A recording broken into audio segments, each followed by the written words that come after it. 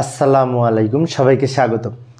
ICT বিষয়ের এই যে সংখ্যা পদ্ধতির উপর ভিত্তি করে রাজশাহী বোর্ড 2017 সালে যে সৃজনশীল প্রশ্নটি এসেছিল, ওই প্রশ্নের খ নম্বরে বলেছিল সিনক্রোনাস ট্রান্সমিশন ব্যয়বহুল, ব্যাখ্যা করো। এখন সিনক্রোনাস ট্রান্সমিশন এই প্রশ্নটা কিন্তু 2 নং অধ্যায়তে এসেছে, যদিও এই সৃজনশীল প্রশ্নটি এসেছে 3 নং এর সংখ্যা পদ্ধতি থেকে, কিন্তু ক নং প্রশ্নটি টেলিমেডিসিন কি, এটা 1 নং প্রথম অধ্যায় থেকে। খ নং এ সিনক্রোনাস ট্রান্সমিশন ব্যয়বহুল, ব্যাখ্যা করো, এটা আবার দ্বিতীয় অধ্যায় থেকে। মিক্সার করে প্রশ্নটা হয়েছে। মিক্সার করে প্রশ্ন তৈরি করা যায়, এটা প্রশ্নে ভুল নাই, একাধিক অধ্যায় থেকে একটা সৃজনশীল তৈরি করা যায়। তো যাই হোক, আমরা সিনক্রোনাস ট্রান্সমিশন কেন ব্যয়বহুল ওটার ব্যাখ্যা দিব। যাই, এইভাবে লিখতে পারি উত্তর খ। একটু সময় সেভ করার জন্য দ্রুত লিখে দিলাম। সিনক্রোনাস ট্রান্সমিশন হচ্ছে এক ধরনের ডেটা ট্রান্সমিশন পদ্ধতি, মেথড। এই সিনক্রোনাস ডেটা ট্রান্সমিশন ব্যবস্থায় প্রেরক স্টেশনে প্রথমে ডেটাগুলোকে একটি প্রাইমারি স্টোরেজ ডিভাইসে সংরক্ষণ করা হয়। অর্থাৎ প্রথমে প্রেরক যে পাঠাবে তার ডিভাইসে একটা আলাদা মেমোরিতে সংরক্ষণ করা হয়, যাকে এই প্রাথমিক স্টোরেজ ডিভাইস বলা হয়। সেখানে সংরক্ষণ করার পরে মানে ডেটাগুলো এক জায়গায় রাখা হয়। রাখার জন্য কোথায় রাখে? প্রাথমিক স্টোরেজ ডিভাইসে।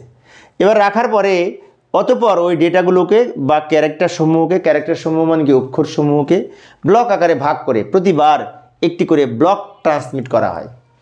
এখন ব্লক আকারে ভাগ করে পাঠানো হয়, তাই না? একটা করে ব্লক, তাই এই সিস্টেমকে ব্লক বাই ব্লক সিস্টেমও বলে।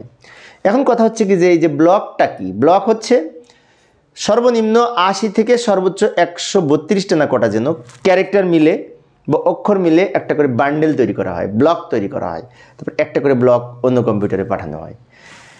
এখন এই যে আরেকটু ব্যাখ্যা দিচ্ছি আমি।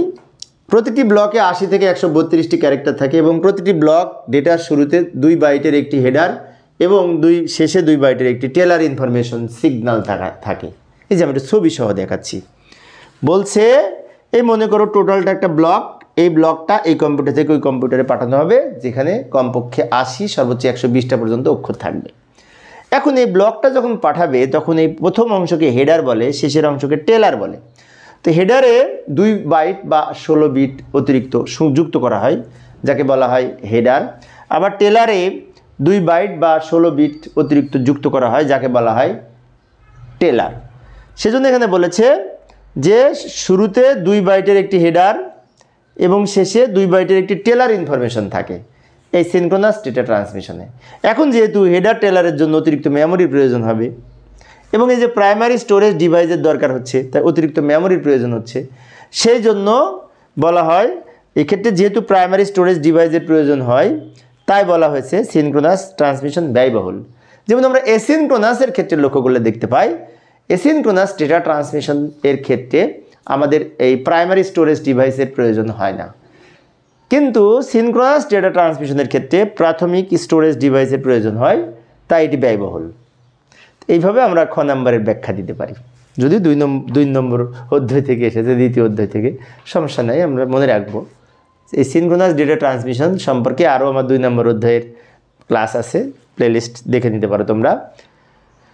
আমি মূলত খ আজকে আলোচনা করতে চেয়েছিলাম, আর এই অঙ্কের গ ঘ সহ আরও যে সমস্ত বোর্ডের প্রশ্ন আছে সেগুলো দিয়ে আমার একটি প্লেলিস্ট করা আছে বোর্ড প্রশ্নের সমাধানের, তোমরা সেখান থেকে দেখে নিবে। আমি এই ভিডিও ডেসক্রিপশনে প্লেলিস্টের লিঙ্ক দিয়ে রাখবো, ওখান থেকে তোমরা দেখে নিতে পারবে। পরিশেষে সবাই ভালো থাকবে এবং সুস্থ থাকবে। পরের ক্লাসটি দেখার আমন্ত্রণ রইল। খোদা হাফেজ।